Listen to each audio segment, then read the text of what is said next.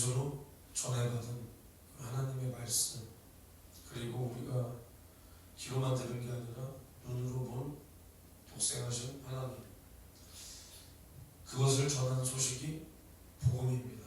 그러니까 율법은 항상 말하지만 살리는 법이 아니라 죄를 정하는 법입니다. 죄를 정하는 법. 그래서 오늘도 보면 원수된 것 곧 의문에 속한 계명의 율법이라고 말했습니다. 그러니까 의문이 뭐냐면 이제 기록된 문서랍니다. 기록된 문서, 아니면 의식의 문서. 이 율법을 이제 모세가 받아서 돌판에 새겼습니다. 돌판에.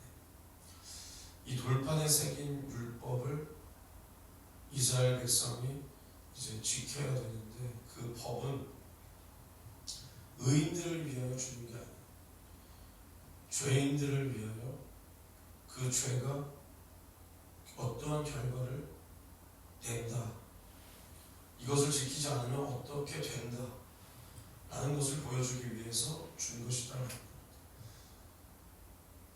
근데 이제 고린도 후서를 보면 3장 3절에 너희는 우리로 말미암아 나타난 그리스도의 편지니 이는 먹으로 쓴 것이 아니요 오직 살아계신 하나님의 영으로 한 것이며 또 돌비에 쓴 것이 아니요 오직 육의 신비에 한 것이다 라고 말하고 있습니다. 그러니까 이제 우리가 율법은 돌판에 새겼습니다. 돌판에 새겨서 그 기록된 글을 지켜야 됩니다. 근데 이제 복음이라 했을 때는 물론 복음이 성경으로 이렇게 종이에 기록되지만 이제 그게 아니라 하나님의 영으로 우리의 신비, 그러니까 마음판에 새겨야 된다는 거예요. 마음판에 새겨야 된다.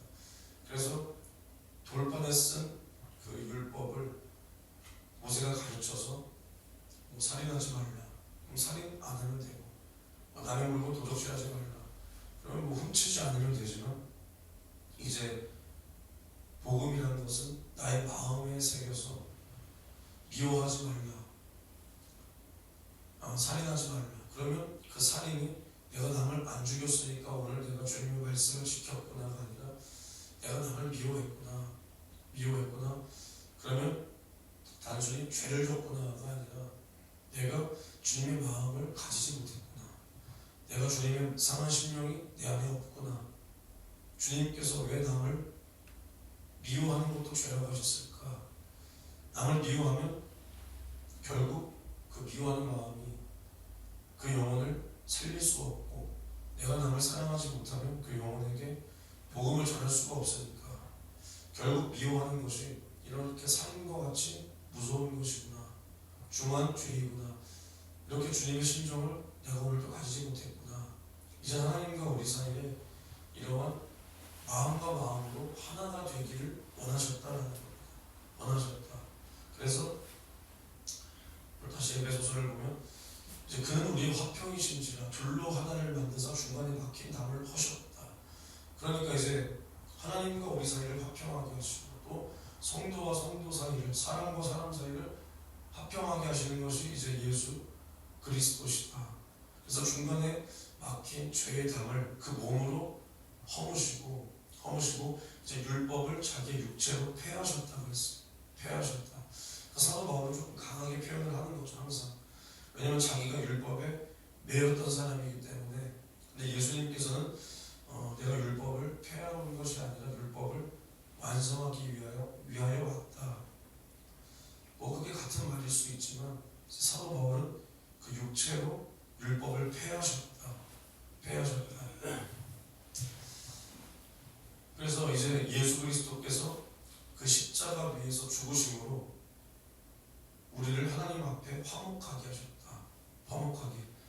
그러니까 우리가 다시 율법에 속했다, 율법으로 돌아간다는 것은 무엇을 뜻하냐면, 우리가 뭐 조금 신앙생활을 철저히 하겠다 이런 차원이 아니라, 우리가 율법으로 돌아가는 것은 우리와 하나님 사이를 화목하게 하신 그 예수 그리스도를 부정하는 것이고, 우리가 율법을 지켜서 하나님과 화목하게 되는 것이 아니라 예수께서 완성하신 그 율법, 예수의 율법, 율법, 즉 복음으로 우리가 하나님과 화목하게 되는 것인데, 율법은 우리가 하나님 앞에 원수되는 것입니다.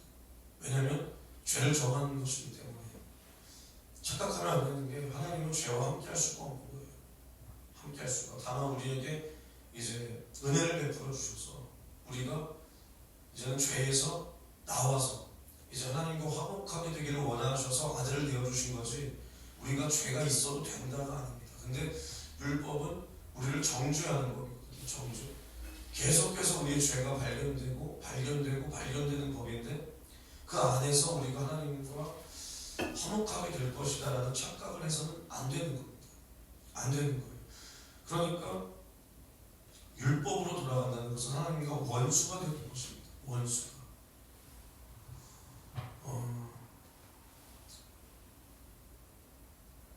우리가 반드시 알아야 될 것은, 우리를 살리는 것은 율법이 아니라 영이다. 영. 그래서 고린도서를 또 다시 보면, 우리가 무슨 일이든지 우리에게서 난 것 같이 생각하여 스스로 만족할 것이 아니니 우리의 만족은 오직 하나님께로서 나느니라. 저가 또 우리로 새 언약의 일꾼 되기에 만족해 하셨으니 의문으로 하지 아니하고 오직 영으로 함이니 의문은 죽이는 것이요 영은 살리는 것입니다. 그러니까 기록된 그 말씀, 그 의식의 말씀, 율법은 우리를 죽이는 거예요. 죽이는 거예요. 나쁜 법이라는 게 아니라 그 안에서 우리의 죄가 드러난다는 거예요. 율법 때문에 우리가 죽는 게 아니라 우리 안에 있는 죄가 율법으로 드러나서 우리가 죄를 알게 된다. 근데 살리는 것은 영이다. 여기서 말하는 영이 무조건 성령이다가 아니라, 예수님께서 뭐라 그러셨냐? 살리는 것은 영이요 육은 무익하다. 그런데 뭐라 그러셨냐? 또 내가 너희에게 이른 말이 영이요 생명이다. 이랬단 말이에요. 그러니까 여기서 말하는 영이 뭐냐? 하나님의 말씀이라는 거예요. 말씀. 그 하나님의 말씀, 그러니까 예수 그리스도로 보이신 그 하나님의 말씀. 태초에 말씀이 계시니라. 이 말씀이 하나님과 함께 계셨으니 이 말씀은 곧 하나님이시다. 여기서 말하는 말씀이 누구냐? 예수 그리스도. 그러니까 예수 그리스도로 보이신 그 하나님의 말씀이 곧 영이니 그 영이 우리를 살린다라는 겁니다. 살린다. 그래서 우리가 다시 율법으로 돌아가서 그 율법을 완성하신 예수 그리스도를 우리가 다시 부정할 자가 되어서는 안 된다라는 겁니다. 안 된다. 그러니까 율법을 우리가 다시 돌아가서 율법에 철저히 매이고 이 앞전에 봤지만 뭐 할례니 무할례니 이제 그런 게 소용이 없는 거예요. 소용이. 근데 사람들 속에서는 어떠한 종교성이 있냐면, 이제 우리가 할례를 받으면 마치 보험을 들어놓은 것처럼 안 받은 것보다 낫지 않겠냐. 근데 우리 하나님의 뜻은 그게 아닙니다.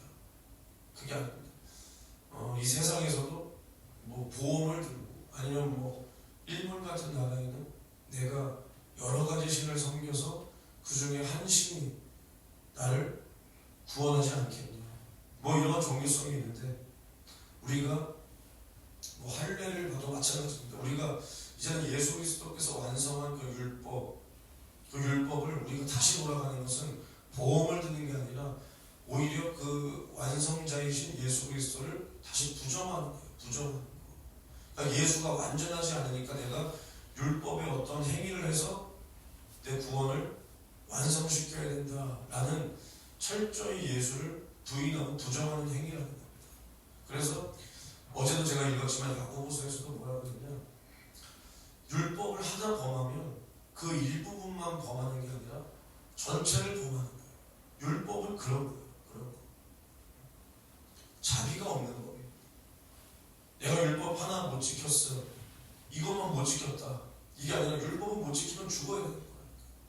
죽어야 돼. 그러니까 우리가 율법으로 다시 돌아가면 다시 그 정죄에 매이는 거야. 매이는 거. 근데 복음이 뭐냐? 사실 복음이 더 지키기가 어렵죠. 더 어렵지만 복음 안에는 뭐가 있냐? 은혜가 있다는 거. 은혜. 죄를 져도 되는 은혜가 아니라 회개할 수 있는 은혜. 그래서 우리가 율법 완성하신 예수 안에서 날마다 정죄를 받을 게 아니라 우리가 회개함으로 말미암아 그 은혜 안에 날마다 거해야 된다는 거예요. 거해야 된다. 율법으로 돌아갔을 때 다시 원수가 된다라는 것은 정죄함을 받는다는 겁니다. 우리가 율법을 지킨다, 율법에 매인다는 건 다시금 우리가 정죄함에 매이는 거예요.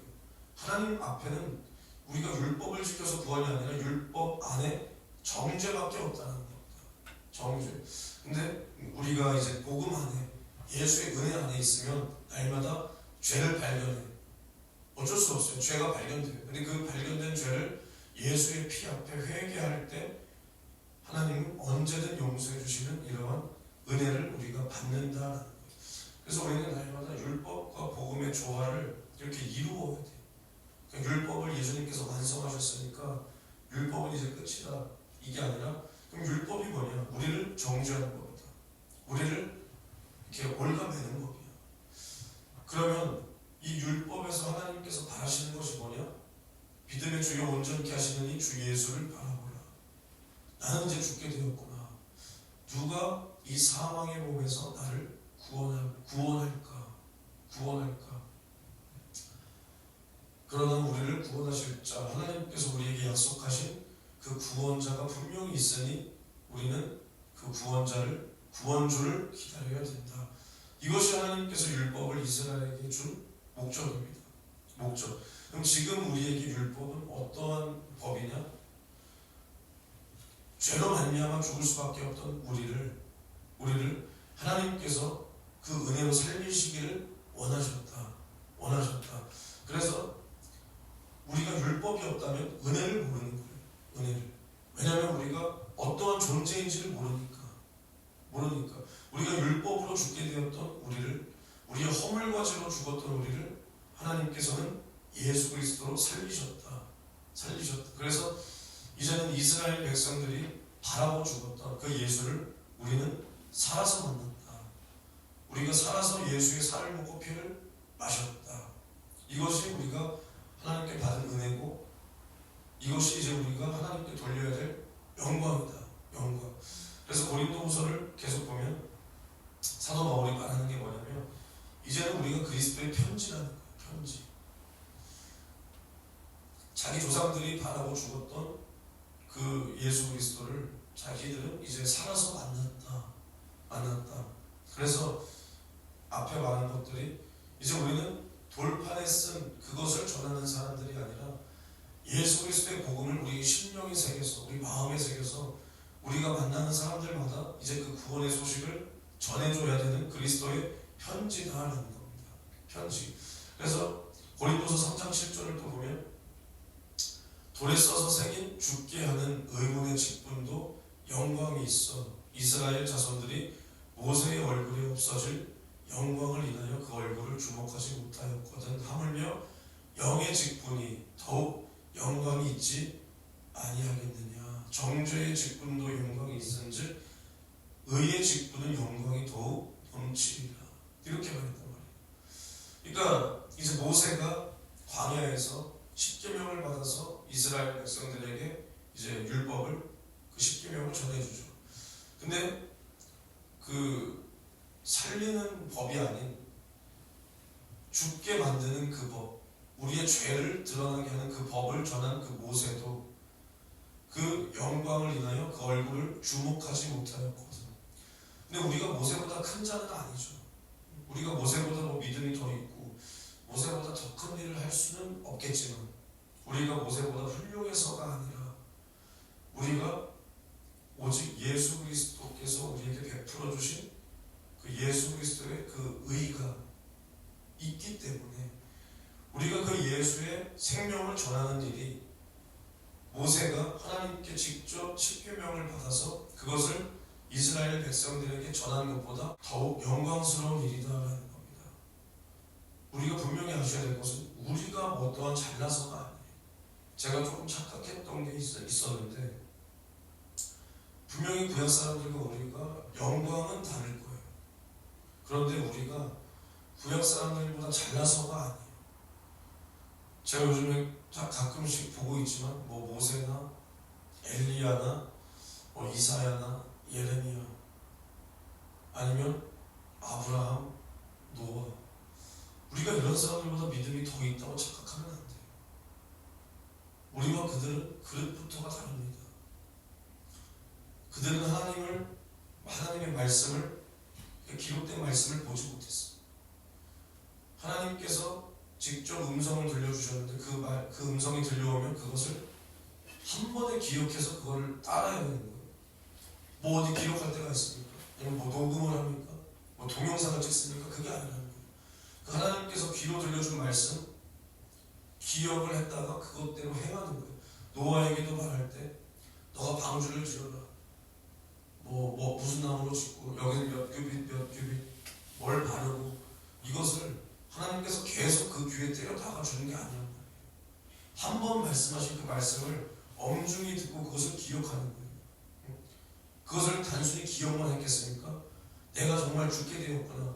두렵고 떨리는 마음으로 그것을 기억했다가 그대로 행하는 거예요.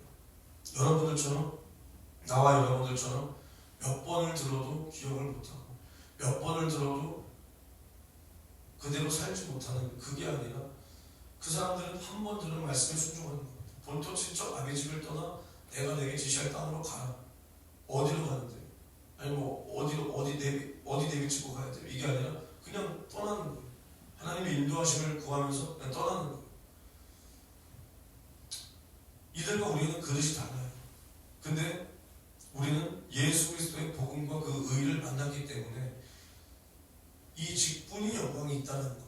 우리가 잘나서가 아니라 예수의 전하신 그 복음을 전하는 자들의 그 영광이 더욱 있지 않겠느냐라고 사도 바울이 말을 하는 겁니다. 그래서 정죄의 직분도 영광이 있다. 이 율법을 가르치고 이 율법으로 우리를 정죄하는 이 법을 가르치는 것도 영광이 있는데, 하물며 의의 직분, 우리를 살리는 그 복음을 전하는 그 직분은 얼마나 큰 영광이 있겠느냐. 그래서 영광되었던 것이 더 큰 영광을 인하여 이에 영광될 것이 없으나 없어질 것도 영광으로 말미암았은즉 길이 있을 것은 더욱 영광 가운데 있느니라. 그러니까 우리가 이제는 하나님의 얼굴을 보는 것 같이 본단 말이에요. 이 뒤에서 계속 고린도후서에서 말하는 게 뭐냐면 3장에서 말하는 게 모세가 이스라엘 백성들에게 이제 전한 그것은 이제 수건을 얼굴에 두고 보는 것과 같았다는 겁니다. 이들이 하나님 음성을 듣고 우리 생각과 마음으로는 할 수 없는, 어떻게 저렇게 할 수 있었을까 하는 일들을 행했지만 오히려 그들은 그 수건을 이제 얼굴에 쓴 것 같이 하나님을 봤다는 거예요. 하나님을 또렷하게 본 게 아니라는 거예요. 또렷하게 본 게 아니에요. 하나님을 물론 경외하는 마음과 두려운 마음으로 그 말씀에 순종한 거지만, 근데 우리는 이제 그 수건이 그리스도 안에서 벗겨졌다는 거예요. 벗겨졌다. 이렇게 우리 눈에 수건을 두고 이렇게 보면 또렷하게 보는 것이 아닙니다. 희미하게 보이는 것만 보는 거예요. 그 부분만 본다는 거예요. 그러나 그 수건은 그리스도 안에서 없어진다라고 말을 하는 거예요. 그래서 언제든지 우리가 예수 안에 있으면 그 수건은 벗어진다. 그렇지 않으면 그 수건은 벗어지지 않고 오히려 그 마음을 덮는 겁니다. 덮는 것. 그래서 사도 바울이 이것을 완악한 자들에게 말하는 거예요. 우리가 예수 안에 있을 때는 그 조상들이 그토록 바라던 그 예수를 우리는 얼굴과 얼굴을 보는 거예요. 수건을 벗고 보는 거예요. 근데 우리가 다시 율법으로 돌아간다. 다시금 어떠한 행위로 돌아간다. 그것은 이제는 우리의 분의 수건을 쓰는 게 아니라 이제 우리 마음을 완전히 그 수건이 덮은 것 같이 하나님을 깨닫지 못하게 된다는 겁니다. 그래서 우리는 얼마나 복된 사람이냐? 우리가 어떠한 거룩함이 있고 의로움이 있어서가 아니라 우리가 하나님의 아들을 얼굴과 얼굴을 보듯이 했다. 그 은혜를 받았다. 지금도 우리가 예수를 보고 예수를 먹고 예수를 마시고 예수를 만난 그분, 이스라엘 백성들이 그토록 광야에서 바라고 그토록 바라고 죽었던 그것들을 우리는 직접 만났다. 내가 이 땅에 인생이 있는 동안 예수를 만났다. 이것이 복이라는 겁니다. 그러면 이것을 전하는 자들의 영광이 얼마나 크겠냐. 예수 믿고 구원받아라. 예수 믿으세요. 이것이 아무것도 아닌 게 아니라는 겁니다. 모세가 하나님을 전했지만, 그 말씀을 전했지만 구원을 전할 수 없었다는 거예요. 물론 이스라엘 백성들을 애굽에서 이끌어내고 홍해를 가르고 광야에서 인도해내고 밤에는 불기둥, 낮에는 구름기둥, 만나와 매출하기를 그토록 40여 년 동안 이스라엘 백성들을 인도했지만 또 여호수아 마침내 그 믿음이 장성해져서 이스라엘 그 2세대들을 가나안으로 이끌고 가서 수많은 전쟁을 승리로 이끌어냈지만 결국 가나안까지 도착을 했지만 그들의 육신이 가나안까지 가서 구원을 받은 거지 그들의 영혼이 예수 믿고 구원받게 하는 그 법은 아니라는 거예요. 물론 그 안에서 예수를 바라봤다면 구원을 받았겠지만 그 입에서 예수 믿고 구원받으세요. 너희의 구원은 이것이다. 영혼의 구원을 받으라. 이런 말을 전하지 않았다는 거예요. 않았다. 근데 우리는 비록 그들처럼 큰 일은 하지 못할지라도 우리가 대단한 교회를 세우고 수천 명의 영혼을 살리지는 못할지라도 우리는 우리가 만나는 사람들에게 가서 예수 믿고 구원받으세요. 우리가 죄 때문에 지옥 갈 수밖에 없는데 예수가 내 죄를 짊어지고 죽음으로 말미암아 우리가 구원을 받았습니다. 이것을 믿고 회개하면 여러분은 구원받을 수 있습니다. 예수 믿고 구원받읍시다. 이 전하는 말이 그냥 아무것도 아닌 게 아니라 그 조상들이 그토록 바라고 죽었다는 거예요. 이것을. 근데 우리는 이것을 은혜로 받아서 이것을 그냥 전할 수 있는 기회를 얻었다. 이것이 복이라는 겁니다. 우리가 얼마가 있고 돈이 얼마 있고 얼마를 쌓아놔야 복이 아니라 우리가 그토록 대단했던 믿음의 선진들이 바라고 죽었던 그것을 우리는 가졌다. 눈으로 봤다. 내 피부로 느꼈다. 몸으로 만졌다. 그리고 그 천국이 내 안에 임했다. 이제 이것을 가진 이 은혜가 얼마짜리인 것을 분명히 알아야 돼요. 분명히. 이것을 모르니까 이것을 쓰지 않는 겁니다. 제가 그때도 비유로 말했지만 아무리 우리가 주머니에 돈이 10만 원이 있어 100만 원이 있어도 그 가치를 몰라서 쓸 줄 모르면 굶어 죽는 거예요. 근데 우리는 예수의 복음의 가치, 그 생명의 가치가 얼마나 귀한 줄 아는 사람은 그것을 주고 전하는 거예요. 그래서 저 영혼도 살리고 내 영혼의 때에도 상이 되게 그리고 이것을 나의 의로 삼고 내 자랑거리로 삼는 것이 아니라 모든 것은 주님이 하셨습니다. 주님께서 나를 구원하셨고 주님께서 나를 살리셨습니다. 또 나를 이렇게 복음 전하는 자로 사용하셨습니다. 이렇게 주님 앞에만 영광을 돌린다는 겁니다. 그래서 우리가 착각하면 안 되는 게 우리가 예수 그리스도의 신부가 되기를 원하신다면 우리는 주님의 일을 하는 자들이 주님의 신부입니다. 우리의 구원은 믿음으로 받지만 우리가 주님 앞에 받을 상과 면류관은 우리의 믿음의 행함에서 나온다는 거예요. 우리가 믿고 가만히 앉아있으면 아무런 상이 없습니다. 상이 없는 자가 신부가 된다고 착각하면 안 돼요. 상이 없는 자가. 주님께서도 내가 내게 줄 상이 있어 내가 속히 온다고 했습니다. 근데 주님이 우리에게 오시는 목적은 상 주기 위해서예요. 근데 그 상 받을 자가 아니라면 내가 주님께 받을 상이 없다면 주님의 재림의 때와 나는 아무 상관이 없는 겁니다. 그래서 마태복음 25장에서도 계속 달란트 비유, 열처녀 비유, 왼편의 선자, 오른편의 선자 다 행함이에요. 행함. 근데 행함으로 구원받는 게 아니라 행해서 상이 있어야 주님의 재림의 때, 그 마지막 때에 멸망당하지 않는다라는 것을 주님이 말하는 겁니다. 말하는 거. 그 문맥을 분명히 봐야 돼요. 이렇게 말해주는 사람이 없어요. 마태복음 25장은 주님이 다시 오실 때 받을 상이 없으면 버려진다는 거예요. 그 달란트 비유를 잘 기억해 보세요. 우리가 그럼 행하지 않았다고 악하고 게으른 종아 쫓겨나서 그럼 지옥 간다는 게 아니잖아요. 그게 우리의 복음이 아니죠. 그게 아니라 그 대신 우리가 믿는다고 하나 내 안에 믿음이 있다. 한 달란트 받은 자처럼 내 안에 믿음이 있다. 근데 이것을 전하지 않아. 주님 나는 믿음 지켰는데요. 난 믿음 있는 것 같은데요. 근데 누가복음 18장에 인자가 다시 올 때 이 땅에서 믿음을 보겠느냐. 주님이 원하시는 믿음은 그것을 가서 전해서 열매를 맺으라. 응? 열매를 맺으라는 거예요. 추수할 때 열매를 맺게 하라는 거예요. 근데 주인이요, 나는 믿음 지켰습니다. 내 안에 믿음 보세요. 나 믿음 있잖아요. 근데 하나님은 약하고 게으른 종아, 너가 나를 오해하였도다. 이게 마지막 때 주님 재림의 때, 주님 나 믿음 있는데, 나 예수 믿는데요. 근데 주님이 너 아무런 받을 상이 없다. 그럼 버려지는 거예요. 버려지는 거예요. 이것을 말하고 있는 겁니다. 그래서 사도 바울이 그토록 목숨을 걸고 충성한 것이 예수 내 때 오신다. 예수가 오실 때 나는 받을 상이 있어야 된다. 첫째 부활에 나는 참여해야 된다. 그래서 해와 달의 영광이 다르고 별의 영광이 다르고, 그토록 사도 바울은 더 좋은 부활을 얻기 위하여 자신의 목숨까지 내던질 정도로 충성했다는 겁니다. 우리가 예수 그리스도의 신부가 되기 위해서 그냥 소위 말해서 이 고생을 하는 거 아니에요. 신부가 안 될 거면 새벽에 뭐하러 나? 기도 뭐하러?